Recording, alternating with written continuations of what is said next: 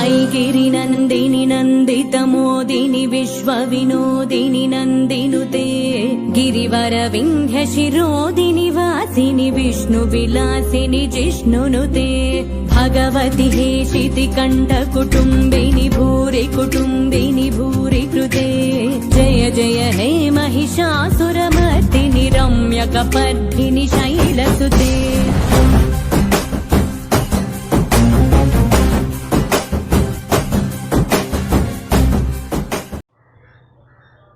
Hello friends, welcome to Kongu Nila Soru. இன்றைக்கி ஒரு பிரசாதம் தாங்க. மதுரை மீனாட்சி அம்மன் கோவில் பிரசாதம் பார்க்க போகிறோம். தம் புளியோதரை ரொம்ப டேஸ்டியாக ஒரு 5 நிமிஷத்தில் எப்படி செய்கிறது அப்படிங்கிறத அவங்க கூட ஷேர் பண்ணியிருக்கேன்.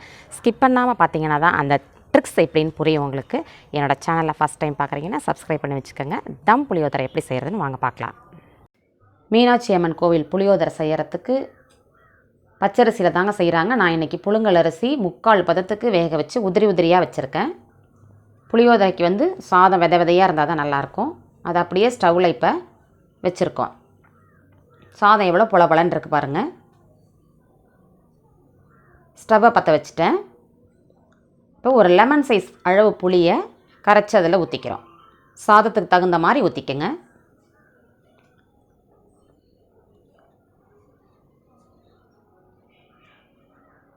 அந்த சாதத்துக்கு தேவையான அளவு மஞ்சத்தூள் 1 டீஸ்பூன் அளவுக்கு போட்டுக்கிறோம். இந்த புளி சாதத்துக்கு கலர் கொடுக்கறதே மஞ்சத்தூள் தாங்க. அதனால் 1 டீஸ்பூன் போட்டால் தான் கரெக்டாக இருக்கும். இந்த சாதத்துக்கு தேவையான அளவு உப்பையும் போட்டுக்கிறோம். இதை அப்படியே கிளறி விடணும். உங்களுக்கு சாதம் உதிரி உதிரியாக இருக்கும். எல்லாத்தையும் ஒன்றா செட் ஆகிற மாதிரி அப்படியே கிளறி விடணும்.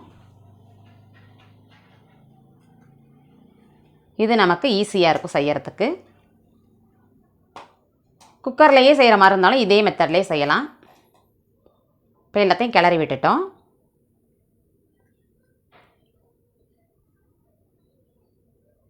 ஒரு டீஸ்பூன் அளவுக்கு நல்லெண்ணெய் விட்டு நமக்கு உப்பு காரம் எல்லாம் சேர்ந்துருக்கும். புளிப்போடு அந்த சாதம் போய் சேர்ந்துருக்கும்.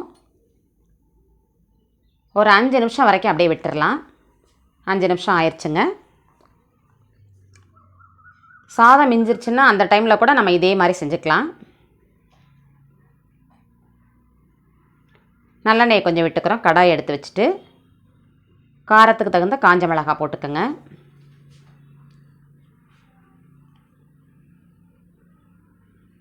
கடலைப்பருப்பு 1 டீஸ்பூன்லேருந்து 2 டீஸ்பூன் அளவுக்கு போட்டுக்கலாம். இது பொடி பண்ணுறதுக்காக பண்ணிகிட்ருக்கோம். உளுத்தம்பருப்பு ஒரு 2 டீஸ்பூன் அளவுக்கு போட்டுக்கிறோம்.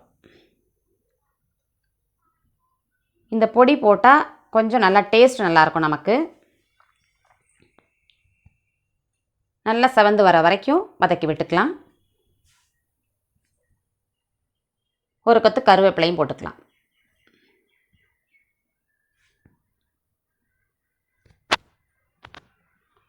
நல்லா கலந்து விட்டுட்டு கலர் மாறிட்டே வந்துருச்சு. இதை அப்படியே ஒரு பவுலில் ட்ரான்ஸ்ஃபர் பண்ணிக்கிறோம். இதை அப்படியே கரகரப்பாக அரைச்சி வைக்கணும். ஃபைன் பவுடராக பண்ணிடக்கூடாது. மிளகாய் அப்படியே திப்பி திப்பியாக தெரியணும்.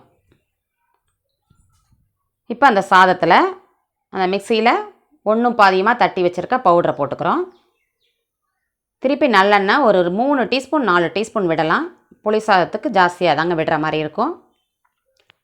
கடுகு 1 டீஸ்பூன்,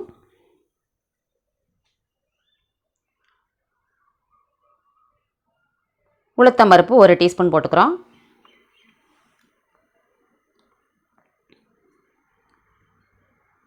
கடலைப்பருப்பு 1 டீஸ்பூன் அளவு போட்டுக்கிறோம். நல்லா செவந்து வர வரைக்கும் வதக்கி விட்டுக்கலாம். 2 காஞ்ச மிளகாய் போட்டுக்கலாம். நம்ம பவுட்ரு பண்ணி போடுறதுனால 2 அளவு திட்டமாக இருக்கும். நமக்கு நல்லெண்ணங்கிறதுனால உங்களுக்கு அப்படியே பொங்கி வந்த மாதிரி இருக்குது. சிம்மிலையே தான் வச்சுருக்கேன். தேவையான அளவு பெருங்காயம் கொஞ்சம் ஜாஸ்தியாகவே போட்டுக்கலாம், தப்பில்லை.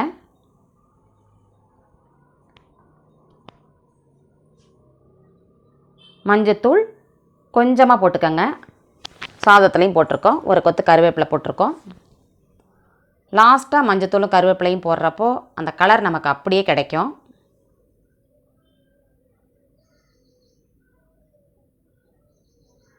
வேர்க்கடலை ஒரு கைப்பிடி அளவு போட்டுக்கலாம். வறுத்த வேர்க்கடலைங்கிறதுனால லாஸ்ட்டாக போடுறேன். வறுக்கலைன்னா நீங்கள் வறுத்து விட்டு போட்டுக்கோங்க.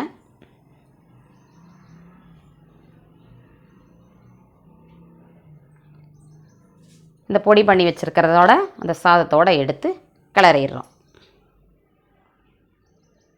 நல்லா அந்த மஞ்சத்தூள்லாம் போய் அந்த சாதத்தோடு எப்படி போய் கலர் செட் ஆகிருக்கு பாருங்கள்.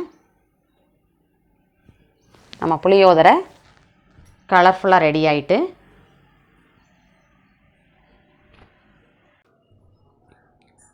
இதே மெத்தட்லேயே செஞ்சு பாருங்கள். ரொம்ப ஈஸியாக பண்ணிடலாம். மற்ற நாளில் சாதம் நமக்கு நைட்டில் மிச்சமாயிட்டு அப்படின்னு சொன்னாக்கா அதே மாதிரி மஞ்சத்தூள், புளி, உப்பு எல்லாம் போட்டு கலந்து கைப்படாமல் வச்சுருந்தோம் அப்படின்னாக்கா ஈஸியாக நம்ம தாளித்து விட்டுடலாம். கோவிலில் கொடுக்குறப்போ வாழை இலையில் மடித்து நல்ல வாழை இலை வாசத்தோடு கொடுப்பாங்க. நல்ல டேஸ்டியான புளியோதரை நமக்கு ரெடி ஆகிட்டு. என்னோடய வீடியோ பிடிச்சிருந்தால் லைக் பண்ணுங்கள். உங்கள் ஃப்ரெண்ட்ஸுக்கு ஷேர் பண்ணி விட்டிங்கன்னா அவங்களுக்கும் யூஸ்ஃபுல்லாக இருக்கும், உங்களுக்கும் யூஸ்ஃபுல்லாக இருக்கும். சப்போர்ட் பண்ணுங்கள். கண்டிப்பாக சப்ஸ்கிரைப் பண்ணி வச்சுக்கோங்க. நெக்ஸ்ட் ஒரு வீடியோவில் பார்க்கலாம்.